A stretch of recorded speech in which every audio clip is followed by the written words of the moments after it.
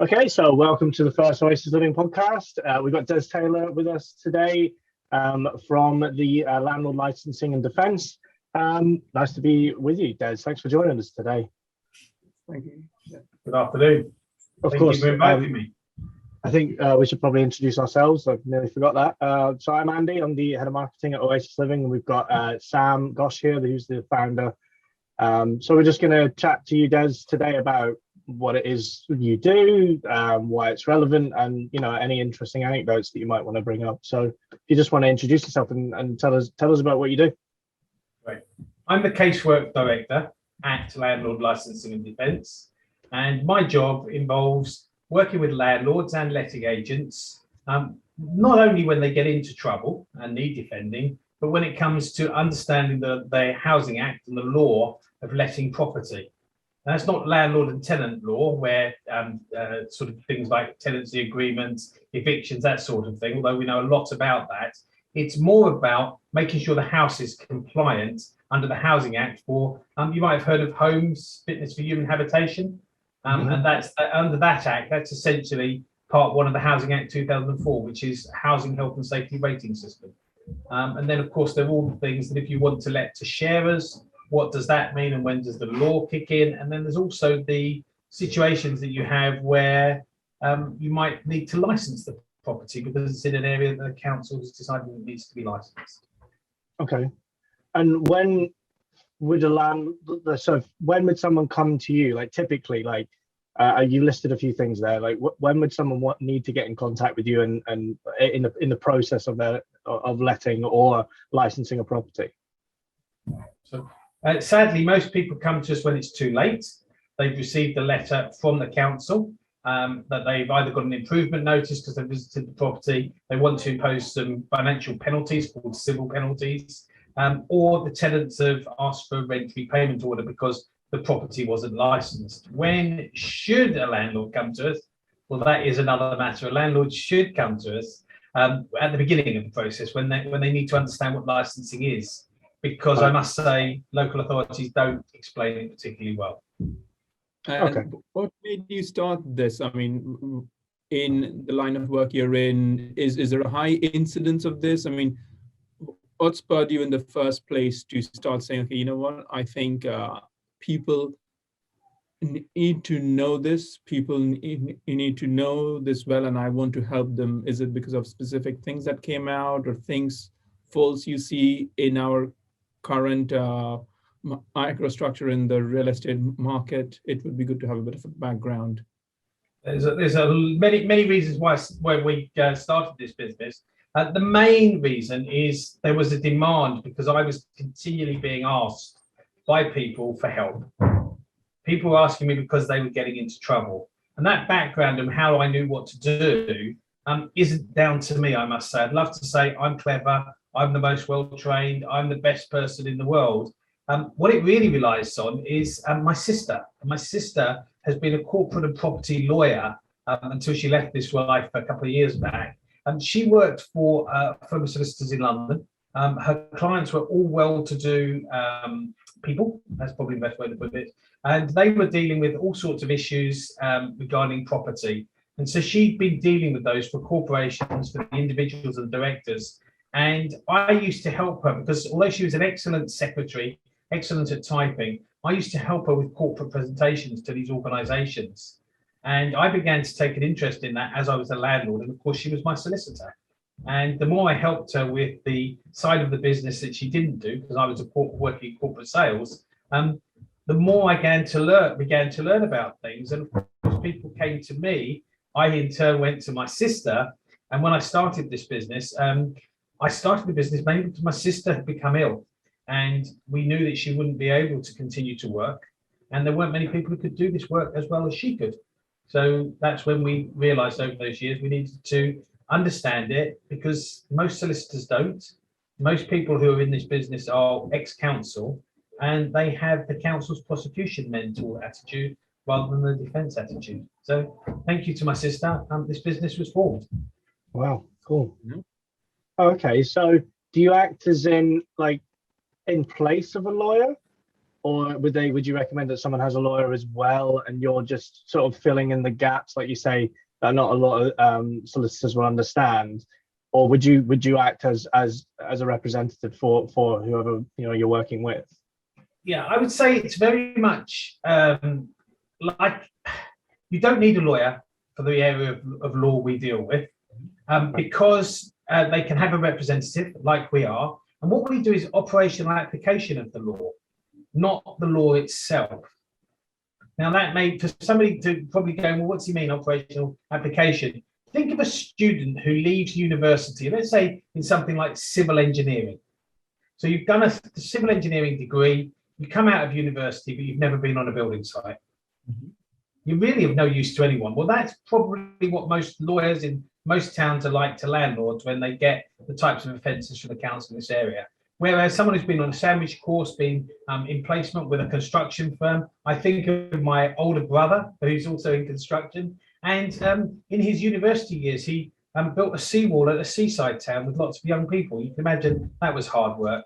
He worked on projects. He worked on projects on railways and roads and things like that. So when it came to leaving university and getting a job, everybody wanted him because he had experience. And what we found was, because of our practical experience as landlords, having built HMO portfolios, having built portfolios of buy-to-lets, we understood something that the theorist lawyer did not, was what the landlord was going through and how to deal with it and how to solve it.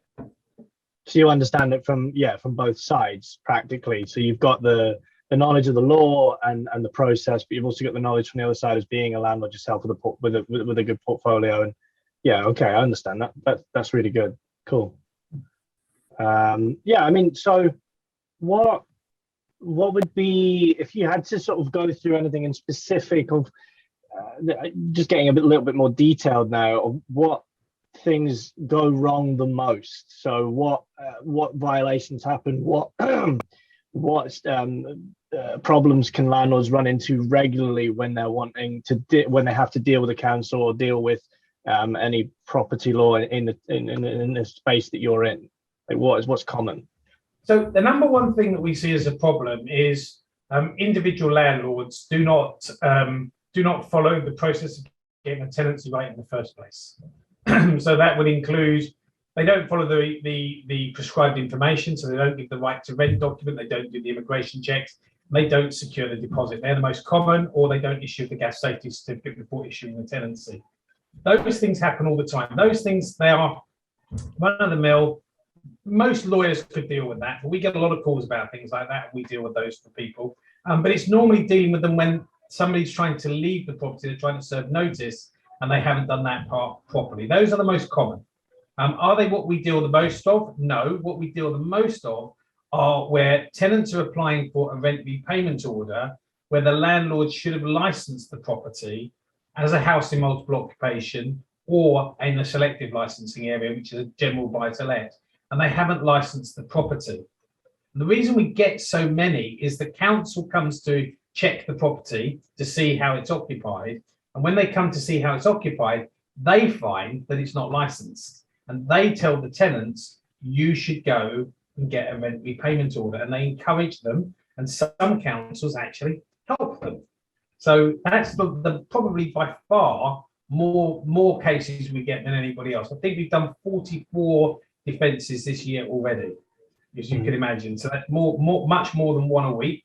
And most of them we settle without going to tribunal. The second area we get the most amount of issues is where landlord has received a notice from the council about not having a license, and they're going to issue them a civil penalty.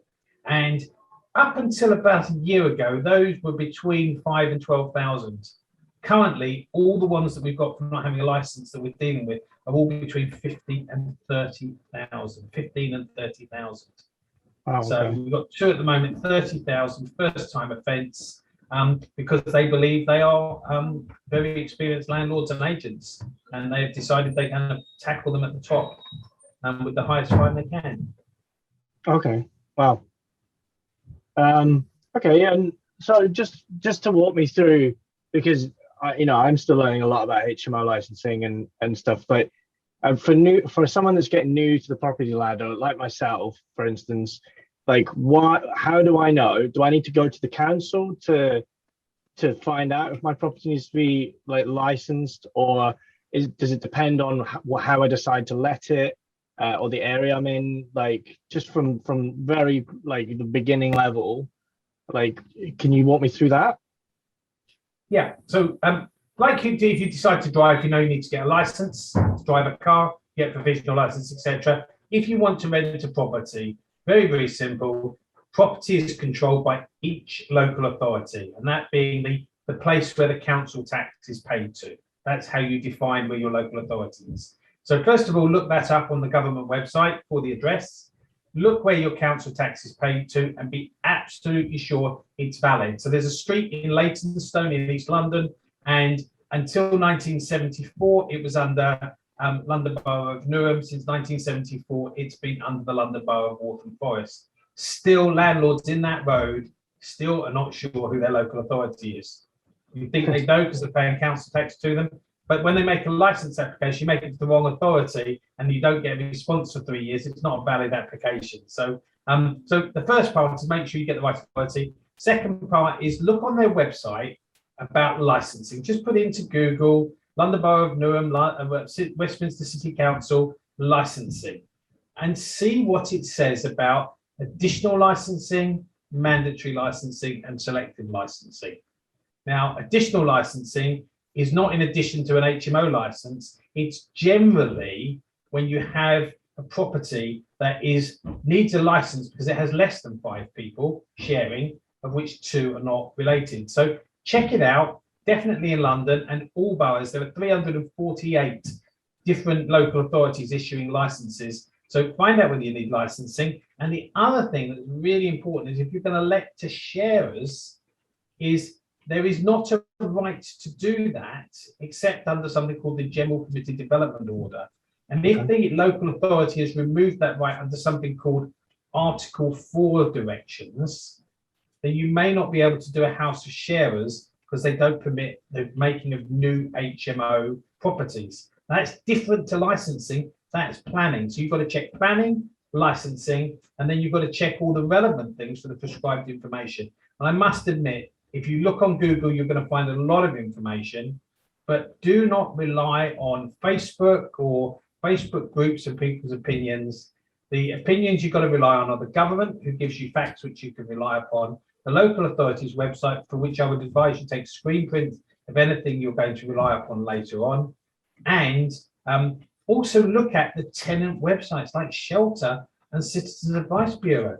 As a landlord, you want to see what your competition or the other side is doing and what they're advising. Yeah, exactly. So definitely check out, because they're certainly telling the tenant what you should be doing. So why don't you just learn from them? It's not, exactly, not too hard. Yeah. It's very comprehensive. That's great. Yeah. Thank you. Yeah, great. So, I mean, obviously you're giving us advice here, which is perfect. And but of course you're here to, because if a landlord, can't find the thing that they want, or they're struggling with a council and they don't know what to do, that they need to come to you guys. So it's good that there is a place that makes it easy for them, because what you just explained to me there is already, we've only touched the surface, and there's already it's quite a complicated thing. And I guess there's a few landlords out there that may think that they can jump into, and it's quite easy to set up. Maybe they're buying their second property, and they think that it's easy to set up, but there's obviously a lot to go through and a lot to consider before, to avoid getting in trouble with your local authority or anything else. Yeah, and that's very true. And many of the cases we see are where landlords are in trouble because they've let the house they used to live in. They don't understand the law. They moved on, bought a second house, thought we'll make some money and rent the house we used to live in. Another one that's very, very common is when the landlord has decided to take the property and its management back from a management agent because they think the management agent is costing them too much money and they'd like to make more money themselves. And most cases are they don't understand management regulations for HMOs, and the other is that they don't understand what the managing agent was actually doing. And so they get into trouble when the council comes around because the tenants are now not reporting things. they're moaning, they're reading Citizens Advice Bureau and shelter websites saying, get money from your landlord for not doing repairs. So they think, oh, hold on, maybe I'll get some money from a landlord. I won't report that. Then I'll call the council, and then maybe they'll be clever enough to support me. And believe you me, the councils aren't stupid, but some of them really don't try hard enough to defend the landlord as far as we're concerned. Okay. And I've seen on a lot, like you mentioned Facebook groups. I'm obviously involved in quite a lot of them and chat to quite a few landlords on there. And a problem I see rise up quite a lot is to do with this confusion sometimes around, especially with HMOs and other buy-to-lets, about safety and fire risk. And I saw some comments recently on a group about whether fire doors were regulatory throughout the property or not. And do you have any advice for that? Get a fire risk assessment is the only way to be sure. So seriously, get a fire risk assessment, because the person on Facebook, one, hasn't been to the property, two, they haven't evaluated it, they're basing it upon partial information. It's like asking a doctor to define what's wrong with you and say you've got COVID-19 because I went back a Jew.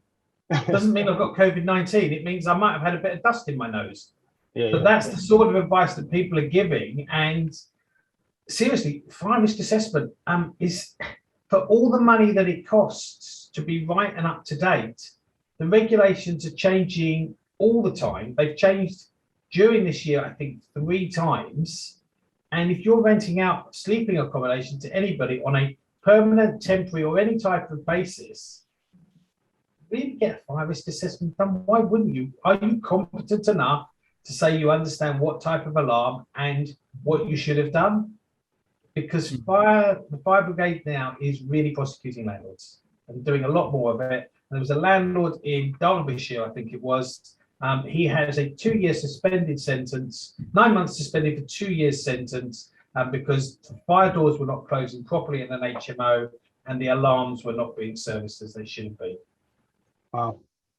Yeah. So seriously, please don't think you know. If you're not a fireman who can and knows the law, if you're not a fire risk assessor who knows the law, then get a fire risk assessment done. Because I hate to say this, when someone dies, that document will be your defense document.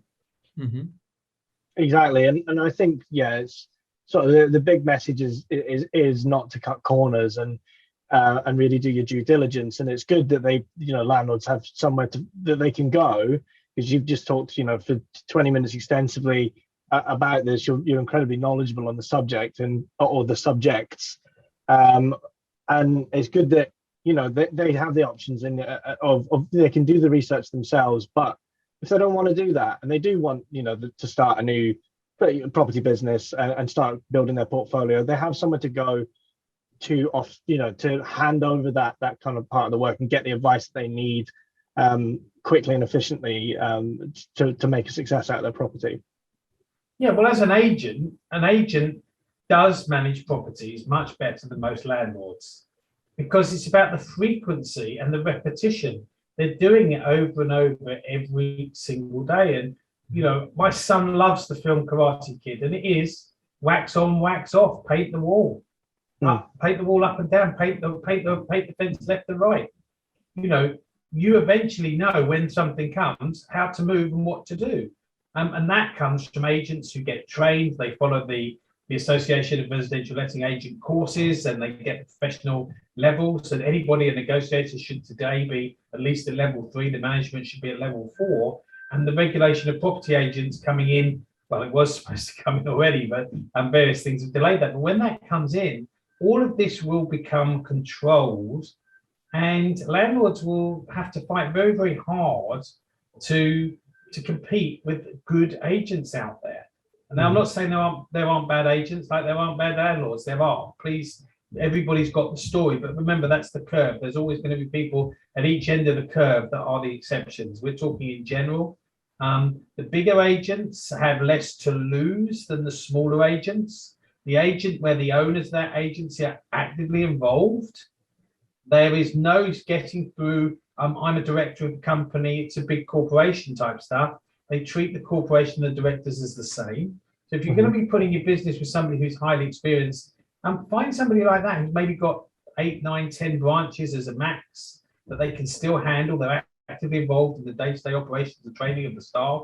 Whereas if you have the really big guys with that branch in every single high street, yeah, they've got systems and processes, but they're outsourcing everything. You're not sure it's being done. They can't get in a door. They don't make a second appointment to come back. It's all about profit margins and numbers for them rather than reputation locally and staying in business and attracting more customers and more landlords. Exactly. My advice, if you're a landlord, stop skimping on the agent. And if you want to pay 6% plus VAT for an agent, you're likely to have bad tenants, you're likely to have fines. Yeah, those are not the numbers people should be paying for proper full management. Yeah, and that's, that leads nicely into what we do, and because we're we're trying to make a service, or we have a service that is more efficient for landlords and allows them to go through all this. We're not a huge multifaceted corporation like Foxtons where you are going to get ignored. So we do exist in that small enough to care category of online agents. So just to plug us a little bit as well. I'm sure Sam may have more to say on that, or but before that, I also wanted to talk about, and so it's a personal question from me about the insurance aspect. I mean, so apart from, I think, the fire safety assessment, it's a kind of insurance where you get all of these done, but are there specific insurance that landlords should always have? I mean, I know a couple, but if you can shed some more light on that, would also be good as well. So every landlord should have insurance. Every landlord. And there are a number of insurances you can buy. Some are better than others, but the best is to find a specialist landlord's insurance broker, because they deal with investors. Much as you'll see direct line landlords insurance, etc., they don't fit their business around you. You fit your business into their cover. So find a broker who will get you underwritten for your requirements, especially if you have more than one property. You must have public liability insurance, number one, because people are going to be coming onto your premises and you're not living there, and you need public liability insurance to protect yourself. Secondly, you need professional indemnity insurance, because as a landlord, you are going to be making decisions as a professional, the same as a letting agent does. You're going to be making decisions for which you need to be held accountable. And if you're held accountable and you get that wrong, the same way as a doctor can get it wrong, they have professional indemnity insurance to cover the cost of fixing that situation. Now, the landlord last year bought a property with tenants in it. The tenants were not inspected by the agency that took over, a bad agency, couldn't get access, didn't go back. There was an explosion at the flats. They had insurance. The fines alone are over £500,000. Yeah, the fines alone.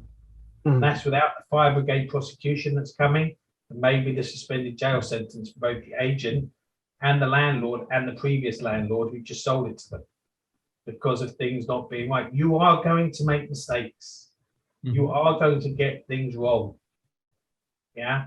I don't know anybody who's driven a car, really driven a car, I mean driven it, not moved it 3 feet, who hasn't had a clip of a wheel on a curb at some stage, touched another car when parking, scraped along something when they were a little bit tired, pulling out of a car park. Most of them are under 5 miles an hour. You have insurance for those things. Some of them you'll fix because you don't need to pay on the insurance. They're minor. But for landlords, every landlord has a massive risk today. And eventually the insurance company will start underwriting for when you make mistakes, when you get fines, for rent repayment orders. But at the moment, they just see you as a criminal, and those things are going to come along, and they don't cover those unless you're going into a courtroom. And so, yeah, you've got to have insurance. You've got to be looking for insurance to cover all of those. You must have employer's liability insurance. You've got a window cleaner coming to your property to clean the windows, pouring on behalf of you, or because the tenants are in the house, you need to have employer's liability insurance. They may not be your direct employee, they may be a contractor, but what that certainly does is make sure that you're covered for any damage they cause or any injury they do to others. And in terms of getting the insurance, your advice was to go for specific brokers. Specific brokers instead of going to the hiscox.co.uk, etc., which are the general mass market, and you just pluck something off the shelf. Yeah, they may well underwrite you with Hiscox, but they will have told Hiscox exactly what your business is about. They may underwrite you with Tokyo Marine, depending on what you're doing. So there's in the business of letting agents, Tokyo Marine is pretty good at what it does. You know, but then there's DAS insurance down in Bristol that's also very good for some letting agents. So you should go to a broker. If there was a broker, there are two brokers in this country that I recommend. One is the Insurance Desk in Aylesbury, and the other one is Falcon Insurance in Birmingham. They're the only two companies that I fully recommend understand what business you're in, whether you are a letting agent, a landlord, a mean landlord, that's spelled MESNE. When I say a mean landlord, that's generally in the business of rent to rent, and that could be rent to rent for houses in multiple occupation. It could be rent to rent for holiday lets. It could be rent to rent for serviced accommodation. They understand it and make sure you're insured in the event of anything happening. That's good. It's very useful information for me as well, I'm sure, for our users. Yeah. Okay. I mean, I think that's pretty much all we've got time for. But I just wanted to spend a bit just at the end, like, if people want to get in touch with you, Des, where do they need to go? Where's best to contact you? And we'll make sure that we've got it in the description below and etc. So where do we go? Go on the back there. It's landlordsdefence.co.uk, and then you can select if you want to book a quick check call or a consultancy. And it's stroke book, but there's lots of information there about whether you want a license, how you need a license, do I need a license, all about fines, all about the fines that get done for landlords, and lots and lots of information on the blog there if you're uncertain. But the telephone number there, as you see, is 0208 088 0788, and come through to us. We will take your call. We will go through whatever your issue is. Be prepared to spend a few minutes on the phone. Because like I said, if you want information and you're only going to give 2 pieces of information when we need 30 pieces of information to make a decision, then Facebook's great for you because you're really not going to take any advice you're given. But if you want real help, then come to us with the full information. It's completely confidential. We're not the council. We're not anybody who's going to catch you. Now, you know all those pages you get with cookies, reject the cookies, accept the cookies, all that type of thing. If you go to a council website and your property needs to be licensed and it's unlicensed, and you start putting in your postcode and your address, they're tracking that and your IP address. And we all know that IP addresses can be tracked on the internet practically into about 30 feet. So they can work out who you are, what you are, and they are tracking each and every visit and everything you put in.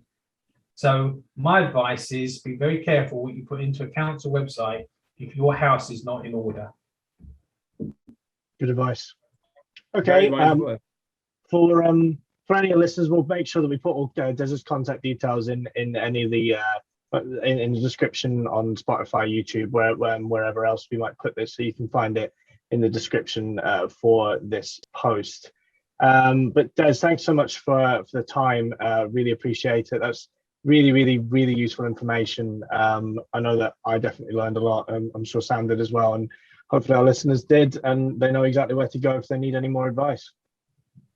Great, thank you very much. And please, landlords, don't try it yourself at home. Get some help, get some advice from us and from letting agents like Oasis Property. Thank you. Thanks very much, Des. We'll see you next time, guys. Thanks. Cheers. Bye.